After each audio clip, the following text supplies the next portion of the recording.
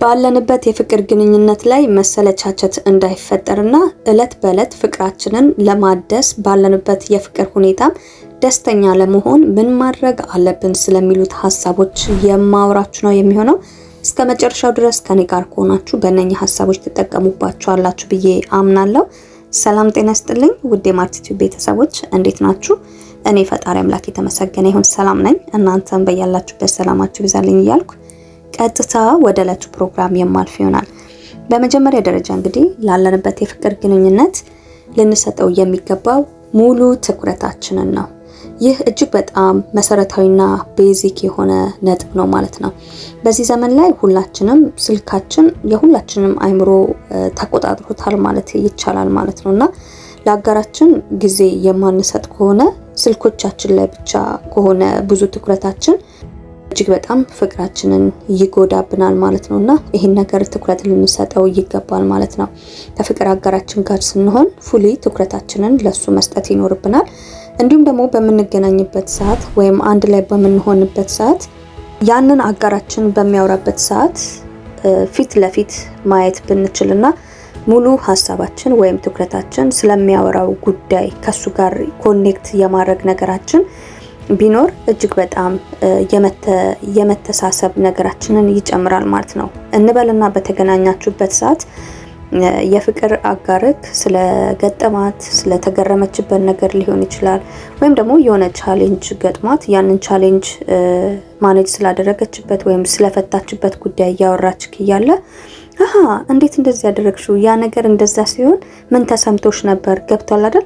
ከዛ ከምታወራው ነገር ጋር ጥያቄን ሊሆን ይችላል፣ አግራሞት አይነት ነገር ሊሆን ይችላል ልትመልስላት ወይም ልትመልሽለት ይገባል ማለት ነው። ይህ ሆነ ማለት ያ የፍቅር አጋርሽ በሚያወራበት ሰዓት ፉሊ አቴንሽንሽን ሰተሹ እየሰማሹ እንደሆነ የሚያረጋግጥ ነው ማለት ነውና እንደዚህ ነገር ሆኖ እንደዚህ ነገር ገጥሞኝ ነበር ሲልሽ እንዴት ፈታከው ምን አይነት ነገር ተሰማክ በዛን ሰዓት እንደዛ ሲፈጠር አይነት ነገሮችን አድናቆትም ሊሆን ይችላል፣ ጥያቄ የሚፈጥሩ አይነት ሀሳቦችን ሊሆን ይችላል እንዳነሳልሽ ሀሳብ ማለት ነውና እንደዚህ በምታረጉበት ሰዓት መደማመጣችሁን ወይም አንድ ላይ እንደሆናችሁ የሚያሳይ ነው ማለት ነው። ሌላኛው ነጥብ ደግሞ የራሳችሁ የሆነ 30 ደቂቃ ወይም 20 ደቂቃ ሊኖራችሁ ይገባል። ስለውሏችሁ በስራችሁ ስለነበራችሁ ነገር እንዲሁም ደግሞ ስለነጋችሁን የሚያወሩ ያልበዙ ያልተንዛዙ ግን አለ አይደለ ሐሳብ ለሐሳብ እንደምትግባቡና ነገን እንደምታልሙ የሚያሳዩ ወይም አንቺ ስለሱ እንደምታስቢ የሚገልጽ አይነት ሐሳቦችን ብትነጋገሩ ይሄ ከምንም ከጫጫታ ከምንም ራቅ ያለ ነገር ቢሆን በተለይ ደግሞ እንዲህ በአካል የምትገናኙ ሰዎች ይሄን ነገር ብታወሩ የበለጠ ይሄ ነገር በተደጋገመ ቁጥር ፍቅራችሁን ለማሳደግ የሚረዳ ነጥብ ነው ማለት ነው። ሌላኛው ሐሳብ ደግሞ ምንድነው?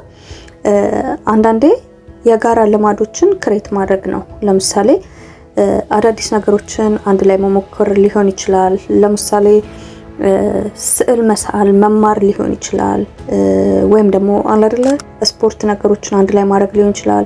አዳዲስ ነገሮችን በአጠቃላይ ብቻ ቋንቋ መማር ሊሆን ይችላል። ይሄ ራሱ አንድ አዲስ ነገር ነውና አንድ አይነት ስፖርት መስራት፣ እነኚህ ነገሮች እነኚህን አክቲቪቲዎች አንድ ላይ በመናደርግበት ሰዓት አብሮነታችንን ክሬት ማድረግ እንችላለን። ሊሆነ አይደለ የጋራ ስሜትን ይገነባልናል ማለት ነውና እንደቀላል ልናያቸው የሚገቡ ነገር አይደሉም። አዳዲስ ነገሮችን የመሞከር ፍላጎት፣ ለምሳሌ ስዕል አንድ ላይ ብንማር፣ ሙዚቃ ፍላጎት ካለ ሙዚቃ ስለ ሙዚቃ ሊሆን ይችላል፣ ስለ ቋንቋ ሊሆን ይችላል። እነኝና መሰል ነገሮችን እንደናንተ ሆቢ ይለያያል ማለት ነውና ይሄን ነገሮችን ትኩረት ብናደርግ ለፍቅራችን ትልቅ የራሱን የሆነ ኢንቨስት እያደረግን ነው ማለት ነው። ሌላኛው ነገር ደግሞ ለፍቅር አጋራችን የሚወደውን ነገር ልንወድለት ወይም ልናከብርለት ይገባል ማለት ነው። ለምሳሌ የፍቅር አጋርሽ ኳስ የሚወድ ከሆነ አንቺ ኳስ ማትወጂ ማየትም መጫወትም ማትወጂ ከሆነ ቢያንስ ልታከብሪለት ይገባል ማለት ነውና ይሄ የፍቅር አጋሮቻችንን ሆቢያቸውን ብናከብርላቸው ሲሆን የምንወድ ከሆነ አሪፍ ነው። እማንወድ ከሆነ ግን ግዴታችን አይደለም፣ ግን ልናከብርላቸው ይገባል ማለት ነው። ሌላኛው ነጥቤ ደግሞ ምንድነው ቢያንስ በሳምንት አንዴ የራሳችሁ የሆነ ጊዜ ሊኖራችሁ ይገባል ማለት ነው። ያው ፍቅር እንደ አበባ ነው አይደል? አበባ ውሃ ስናጠጣው እንደሚያብበው ህይወት እንደሚዘራ ሁሉ ፍቅርም በቃ ተብሎ የሚተው አይደለም። እንደውም ፍቅር ላይ የበለጠ ልንሰራ ይገባል ማለት ነውና በሳምንት አንዴ ለስለስ ባለ ምሽት የምናሳልፍበት ይሄ ሳምንቱን ሙሉ በስራ በጥናት በተለያየ ነገር በራሳችን ላይፍ አለ አይደል ትንሽ የሐሳብ ውጥረት ምናምን ነገር ገጥሞን ከሆነ ይሆናልም ደግሞ በህይወት አለ ግድ ነው ስትረስ የሚፈጥሩብን ነገሮች ይኖራሉ። ግን እንደዚህ በሳምንት አንዴ ከፍቅር አጋራችን ጋር ስንሆን አለ አይደለ ከዛ ሁሉ ዓለም ወጥተን የሆነ የራሳችን የሆነ ዓለም ክሬት ብናደርግና ብንተሳሰብ ብንዝናና ለስለስ ባለ ምሽት ደስ ይላል ማለት ነውና ይህን ነገርም ብናደርግ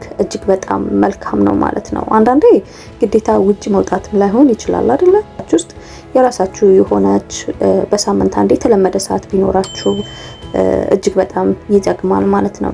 እኛ ነጥቤ ደግሞ ምንድነው ይሄ የአካል ለአካል ንክኪ መተቃቀፍ ብታረጉ እሱ አንቺን የሚያቅፍበት መንገድ የሆነ የአካል መነካካት እጅግ በጣም ደስ ይላል ማለት ነውና ስለዚህ እነኚህ የምንነካካቸው ንክኪዎቻችን የፍቅር ሆርሞን ኦክሲቶሲንን በመልቀቅ የመተማመን ስሜትን ይጨምሩልናል ማለት ነውና ደስ የሚል ነገር ነው። ስለዚህ እነኚህ ነገሮችን ብናደርግ እጅግ በጣም አሪፍ ነው ማለት ነው። ሌላኛው ነገር ደግሞ ድንገታዊ ስጦታ መስጠት ሊሆን ይችላል። ድንገታዊ ነገሮችን ማድረግ ግዴታ ልደቷን ጠብቀን ወይም የሱ ልደት ጠብቀሽ ምናምን ሳይሆን አለ አይደል ውድ የተባለ ነገር ማድረግ አይጠበቅብንም። ግን የሆነ ደስ የሚል ነገር ብናደርግ እጅግ በጣም አሪፍ ነው። ባልጠበቀበት ወይም ባልጠበቀችበት ሰዓት እንደናንተ ፍላጎትና ምርጫ ድንገተኛ ነገሮችን ብናደርግ ደስ ይላል ማለት ነውና እዚህ ነገር ላይም ትኩረት ብናደርግ ፍቅራችን ላይ የምናደርገው ኢንቨስትመንት ነው ማለት ነው። ሌላኛው ነጥብ ደግሞ ምንድነው የጋራ የሆነ ወይ ማታ ላይ እንቀላለድበት ሰዓት ቢኖር መቼም ጠዋት ላይ ላይሆን ይችላል ግን የሆነ በተለይ ይሄ ደግሞ በኦንላይን ላይ ላለን ጥንዶች በቃ የሆነ ክሬት አድርገን የሆነ ሰዓት የምንጫወትበት የምንቀላለድበት የሆነ ነገር የምንጠያየቅበት ሰዓት ቢሆን እጅግ በጣም አሪፍ ነው ማለት ነው። ምክንያቱም ቀን ላይ ያው ሁላችንም ስራ አለ ትምህርት አለ ምናምን ነገር ግን የሆነ ማታ ምሽት አካባቢ ላይ አለ አይደል የምንሳሳቅበት የምንቀላለድበት ሰዓት ቢኖር እጅግ በጣም አሪፍ ነው ማለት ነው። በተለይ ደግሞ ይሄ በአካል ላላችሁ ፍቅረኛ ማቾች የበለጠ አንድነታችሁን የሚጨምርላችሁ ነው። በኦንላይን ላይ ደግሞ ላላችሁ ፍቅረኛ ማቾች የራሳችሁ የሆነ ሰዓት ክሬት አድርጋችሁ የውሎን የምትጠይቂበት በዛም በቃ ሳቅና ፈገግታ የሚበዛበት ቢሆን እጅግ በጣም አሪፍ ነው ማለት ነው።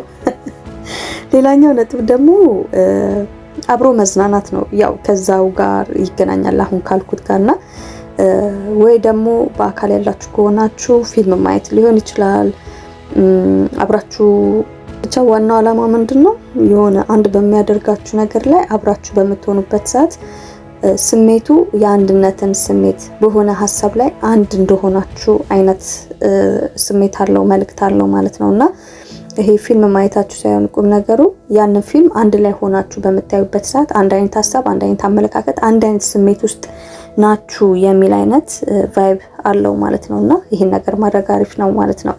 እንዲሁም ደግሞ በኦንላይን ላይ ላላችሁ አንድ አይነት አንቺ ያየሽውን ፊልም ቀልድ ብቻ አንቺ በወደድሽውና በተመቸሽ ነገር ላይ ያን ነገር ለሱ ሼር ማድረግ ሊሆን ይችላል። አንተም ያየከውን ነገር ለሷ ሼር ማድረግ ሊሆን ይችላል። የወደድከው ሙዚቃ ካለ ለሱ መላክ ሊሆን ይችላል። እንደዚህ አይነት ነገር ፍቅራችሁ ላይ ኢንቨስት ማድረግ ትችላላችሁ ማለት ነው። ሌላኛውና የመጨረሻው ነጥብ ደግሞ ይቅርታንና አድናቆትን ሁሌም ከአንደበታችን ባይጠፋ መልካም ነው ማለት ፍቅር አጋራችንን ብናደንቃት አንቺን ብታደንቂው አለ አይደል በመታይለት የሚደነቁ ነገሮች ይኖሩታል ማለት ነውና የሰው ልጅ አንዳንዴ ሊያስቀይመን ይችላል። አንዳንዴ ደግሞ የምንደነቅባቸውም ነገሮች አለና የምታደንቂውን ነገር የወደድሽለትን ነገር ብታደንቂለት ወይም የወደድክላትን ነገር ብታደንቅላት ከዚህ ጋር ተያይዞ ደግሞ ያስከፋ ነው የፍቅር አጋራችንን እንዳስከፋ ነው ካወቅንና ያ ሰው በእኛ እንደተከፋብን ከተረዳን የይቅርታ ልብ ቢኖረን መልካም ነው ማለት ነው።